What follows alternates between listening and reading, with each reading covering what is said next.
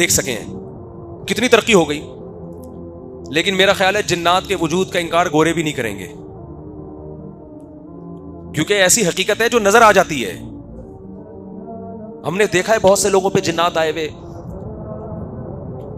India کا جن آیا ہوا کسی بندے کے اوپر ہے بھائی, وہ اسی اسٹائل میں باتیں کر رہا ہے. یعنی یہ تو ایسی حقیقت ہے کہ 100 میں سے ایک آدمی کو تو کم از کم واسطہ پڑا ہوتا ہے, ایک آدمی کو تو واسطہ پڑا ہوتا ہے. میں نے ایک دفعہ ہمارے رشتے دار امریکہ میں تھے, ان سے میں نے پوچھا, آپ اتنا امریکہ میں رہے, گوروں کے جو سائنسدان ہیں وہ جنات کو مانتے ہیں؟ انہوں نے کہا لیبارٹری کے اندر نہیں مانتے, لیبارٹری کے باہر مانتے ہیں.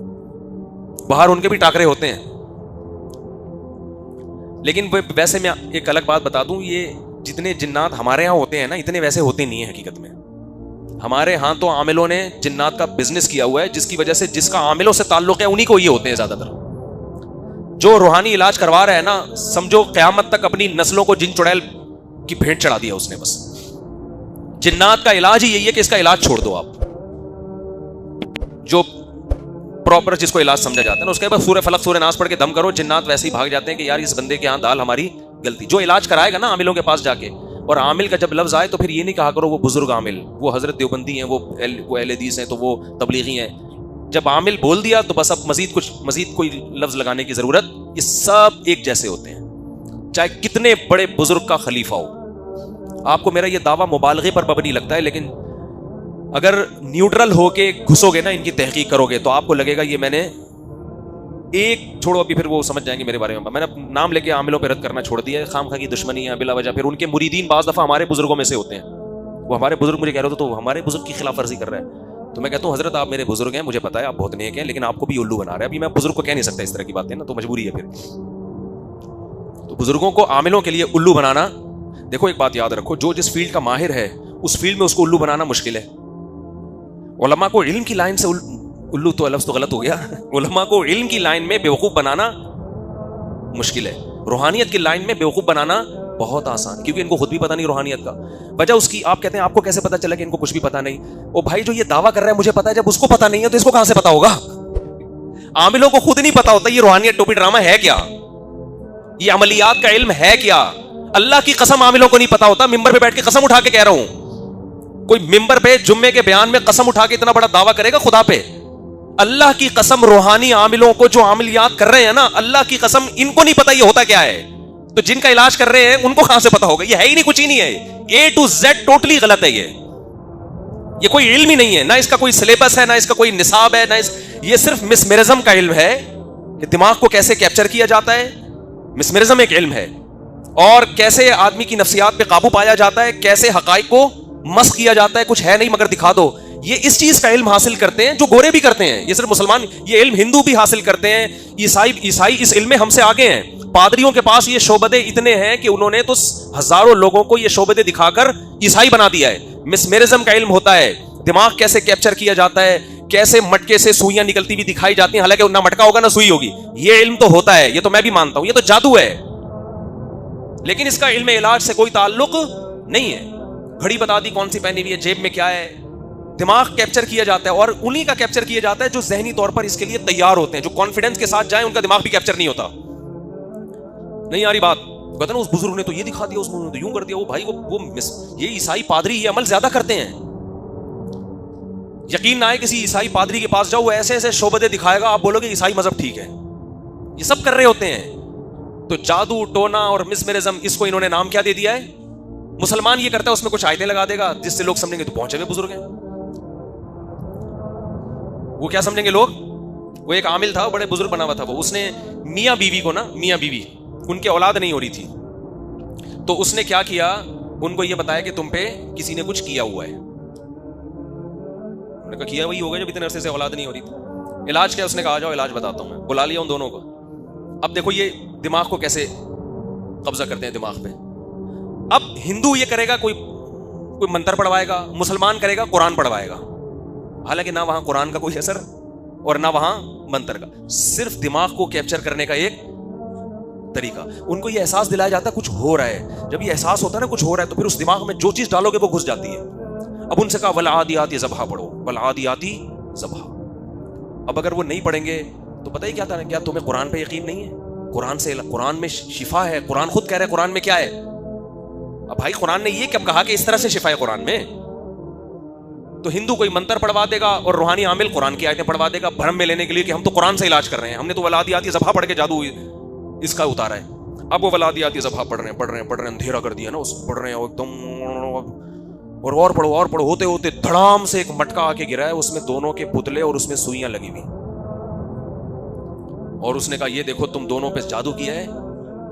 اس عامل کو پکڑ لیا ہمارے استاذ نے, اس نے بولا تو نے یہ کیا کیسے؟ اس نے کہا کچھ بھی نہیں تھا, نہ مٹکا تھا نہ سوئیاں تھی.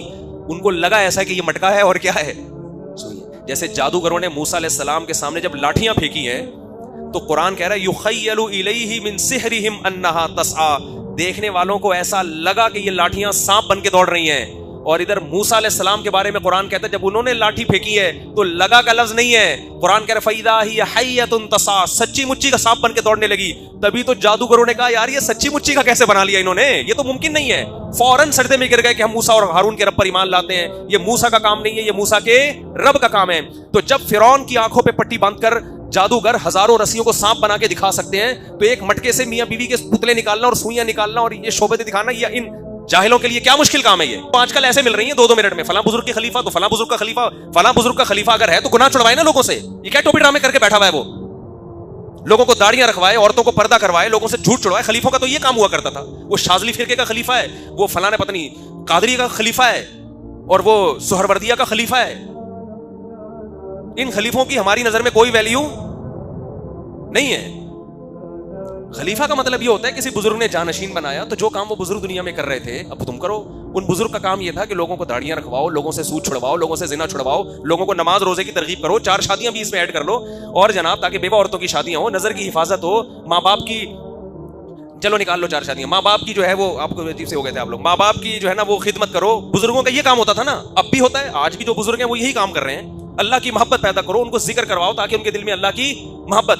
تو جب وہ بزرگ دنیا سے جائیں گے تو ان کا خلیفہ بھی یہی کام کرے گا. مگر خلیفہ کیا کر رہا ہے, تیرے اوپر فلانے نے یہ کر دیا ہے, تیرے اوپر ٹمکانے نے یہ کر دیا ہے, تیرے اوپر فلانے نے یہ کر دیا ہے. جس کی 2 بیویاں ہوں گی جب وہ جائے گا نا اپنا کیس لے کے, سوگن پہ ڈالیں گے, دوسری بیوی نے پہلی پر کیا ہے, 2 نہیں ہے تو ساس نے بہو پر کیا ہے. اتنے گھر ان لوگوں نے اجاڑے ہیں کہ آپ کی سوچ ہوگی, اتنی بدگمانیاں انہوں نے پھیلائی ہیں کہ آپ کی بے گناہ لوگوں پہ, بہو کو ساس کے خلاف کر دیا, سوگن کو سوگن کے خلاف. اور عورتیں ان چیزوں پر فوراً یقین کرتی ہیں, فوراً یقین کرتی ہیں.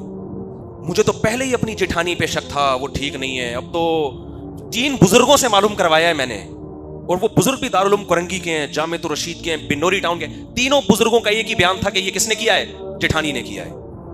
میں نہیں کہہ رہا کہ وہاں کے بزرگ ایسا کرتے ہیں, میں نام اس لیے لے رہا ہوں تاکہ اگر بالفرض وہاں کے بھی ہوں تو اس کو بھی نہیں مانو.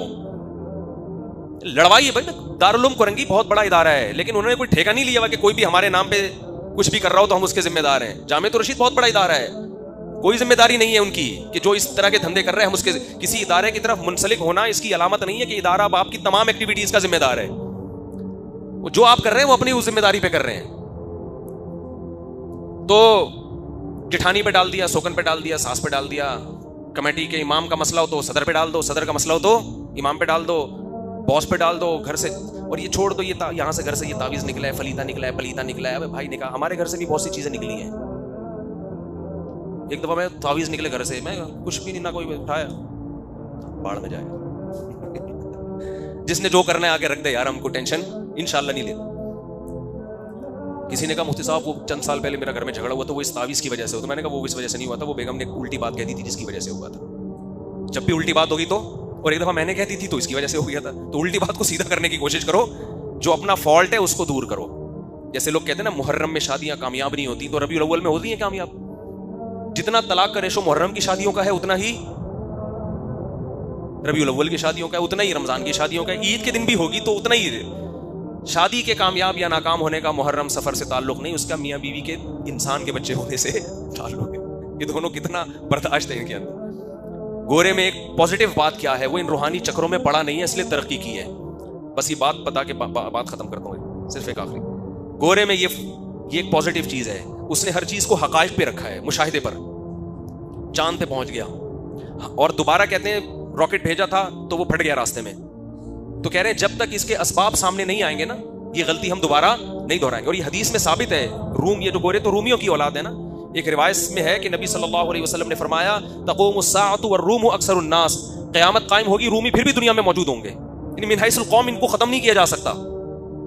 اس کی وجہ صحابی نے بیان کی، وجہ اس کی ہے کہ جب یہ ان سے ایک غلطی ہوتی ہے تو اس غلطی کو یہ دوبارہ نہیں دہراتے. ان کے ماہرین بیٹھ کے غور کرتے ہیں کہ یہ ہوئی کیوں ہے، جب تک اس فالٹ کو دور نہ کرو یہ کام دوبارہ نہیں ہوگا. تو راکٹ دوبارہ کہتے ہیں بھیجا گیا، پھٹ گیا، تو جب تک اس راکٹ کے پھٹنے کی وجہ سامنے نہیں آئے گی دوبارہ وہ غلطی نہیں دہرائی جائے گی. یہ کام اگر ہم نے کیا ہوتا تو پتہ ہے کیا ہوتا؟ راکٹ ہم نے بھیجا، سائنسدان اوپر گئے، راستے میں پھٹ گیا.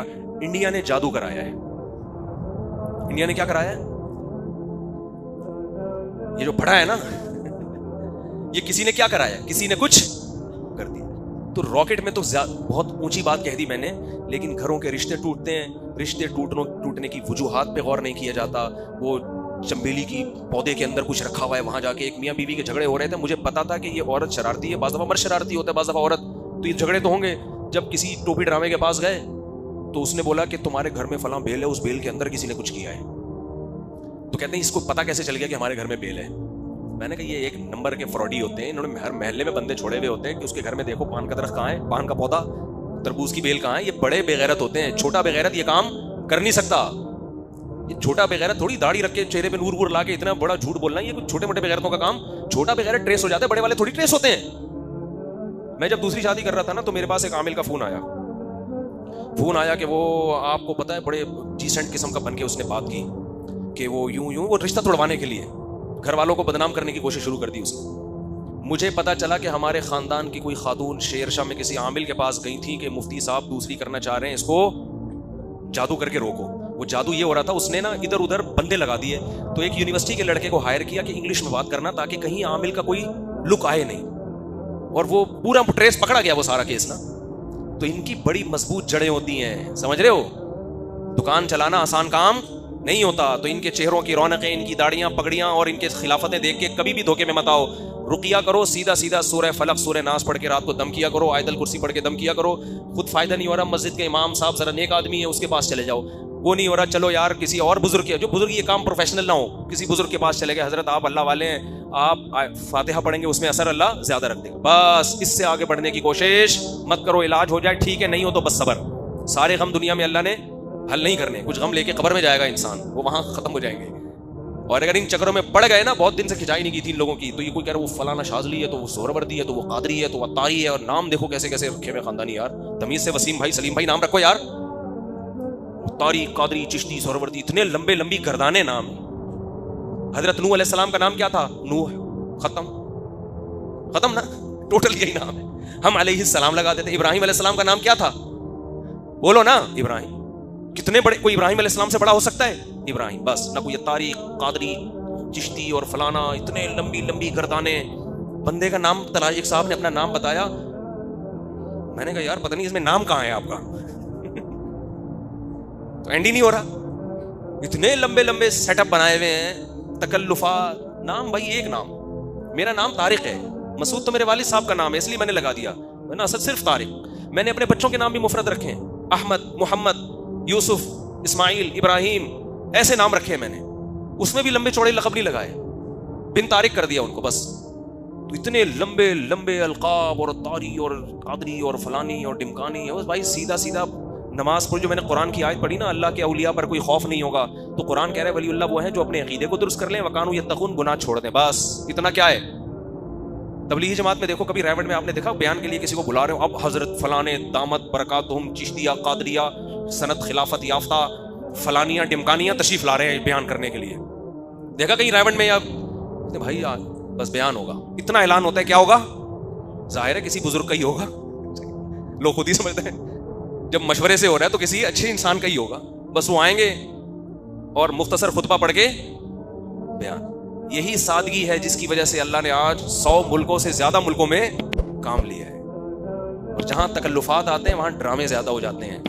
کام میں برکت اللہ